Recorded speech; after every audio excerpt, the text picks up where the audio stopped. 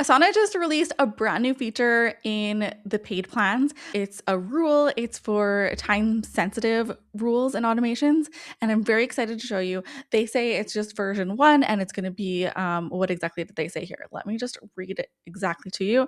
They say version 2, the complete schedule triggers experience is coming early 2026. I mean, we're already early 2026, but I'm excited to see what else they do with this. Now let's just hop into Asana and I will show you exactly what you can do with this. So if you go to customize here and then go to rules and then go add, then you can just create a custom rule.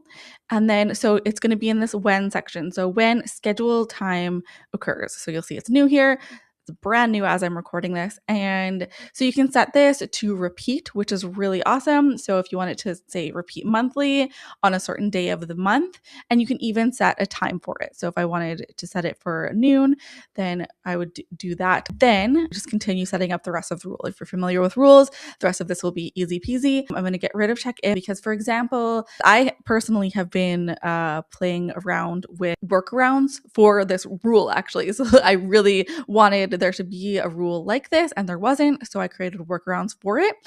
So these are just examples from what I've experienced with my clients and in my own business as well. But for example, if you're a coach and you send out like weekly like check-ins or weekly forms for your clients to fill out, like a health coach might send, a weekly like how are you doing check-in form to see what's improved, what did you struggle with, that kind of thing, so that you could send out automatically from Asana on a recurring basis, which makes this really awesome. So if you're familiar with sending emails from Asana, then jeez, my cat just scared me. She's about to throw up and she's scared the crap out of me. Okay, we'll just let her finish and then we'll continue. You okay, Nala? She's not done yet. Round 2. You okay, Nala? Is that all? Are you done? Are you okay? Okay, think she's done.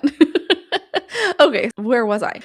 If you're familiar with sending emails already in Asana, then you will know how to do this already, but I'll just show you really quick. So in external actions here, so these are all the actions that you can do within Asana, right? And then these are the external actions you can do. So you can click this send email. I'm actually in my demo account, so I can't actually show you, but you can set up an integration with your Gmail account and your Asana account, and then you'll be able to send an email in here, and then you can set it up on an automatic basis, which I think this is just going to be a game changer for so many use cases. But this is just the first one that came to mind because it's something that I already have been experimenting with workarounds for.